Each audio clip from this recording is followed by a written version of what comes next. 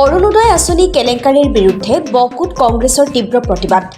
বিধায়িকা নন্দিতা দাসৰ লগতে ৫ শতাধিক কংগ্ৰেছ কৰ্মীয়ে আঁচনিৰ নামত বিজেপি নেতাই যৌন প্ৰস্তাৱ দিয়াৰ বিৰুদ্ধে এই প্ৰতিবাদ। বকো ব্লক কংগ্ৰেছৰ উদ্যোগত হোৱা প্ৰতিবাদকাৰীয়ে বিজেপি চৰকাৰ হাই হাই অশ্লীল প্ৰস্তাৱকাৰীক গ্ৰেপ্তাৰ কৰক, মুখ্যমন্ত্ৰী হিমন্ত বিশ্ব শৰ্মা হাই হাই ধ্বনিৰে বকোৰ ৰাজপথ উত্তাল কৰে। ৰাজ্য চৰকাৰৰ মহিলাক প্ৰদান কৰা অভিলাষী আঁচনি অৰুণোদয়ে কামৰূপ জিলাৰ বকুত ত্ৰাহি মধুসূদন সোঁৱৰাইছে হিতাধিকাৰী মহিলাক।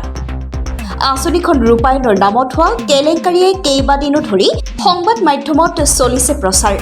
ইফালে বৃহত্তৰ অঞ্চলটোত হোৱা অৰুণোদয়ৰ বিসংগতিৰ বিৰুদ্ধে আজি বকুৰ ৰাজীৱ ভৱনৰ পৰা আৰম্ভ কৰি লোক নিৰ্মাণ বিভাগৰ কাৰ্যালয়ৰ পৰা পুনৰ ৰাজীৱ ভৱনলৈ সমদল কৰি আহি কংগ্ৰেছ কৰ্মীয়ে প্ৰতিবাদ সাব্যস্ত কৰে।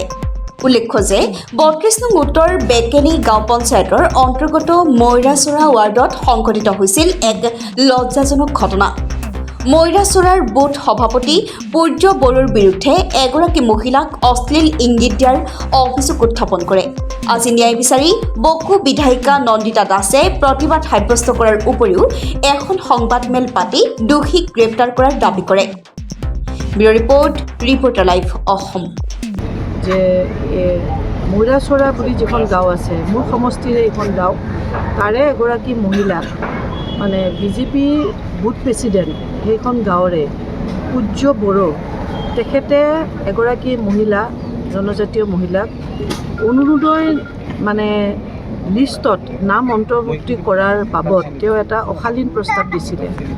আৰু সেই প্ৰস্তাৱটো সেই কথাখিনি আমি যেতিয়া দেখিলোঁ, আমি আচলতে বহুত লজ্জিত অনুভৱ কৰিলোঁ আৰু আমি অতি দুখ পাইছোঁ যে আজি অসমত এনেকুৱা এটা পৰিস্থিতি আহিছে নেকি যে এগৰাকী দুখীয়া মহিলাই চৰকাৰৰ এটা আঁচনি পাবলৈ হ'লে নিজৰ সতীত্বকো মানে বিসৰ্জন দিব লাগিব।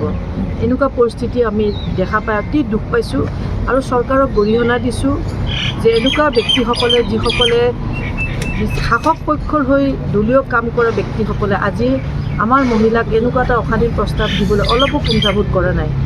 আমি আজি সেইকাৰণে থানাত সেই মহিলাগৰাকীক লগত লৈ থানাত আহি সেই ব্যক্তিজনৰ বিৰুদ্ধে আমি ইয়াত এটা এজাহাৰ দিলোঁ আৰু আশা কৰিছোঁ যে চৰকাৰে ইতিমধ্যে বিভিন্ন সংবাদ মাধ্যমৰ জৰিয়তে কথাটো প্ৰকাশ পাইছে, মহিলাগৰাকীয়ে ৰাজহুৱাভাৱে কথাটো জনাইছেও, তাৰ পিছতো চৰকাৰ নিমাত কিয়? চৰকাৰে এতিয়ালৈকে কিয় সেই ব্যক্তিজনৰ ওপৰত বিহিত শাস্তিমূলক ব্যৱস্থা গ্ৰহণ কৰা নাই? যিহেতু চৰকাৰে একো এটা কৰা দেখা নাই, সেইকাৰণে আমি আজি বকো থানাত আমাৰ ফালৰ পৰা মহিলাগৰাকী নিজে এখন এজাহাৰ ইয়াত দাখিল কৰিলে আৰু আশা কৰোঁ যে ইয়াৰ ওপৰত নিশ্চয় এটা একশ্যন হ'ব। Reporter live.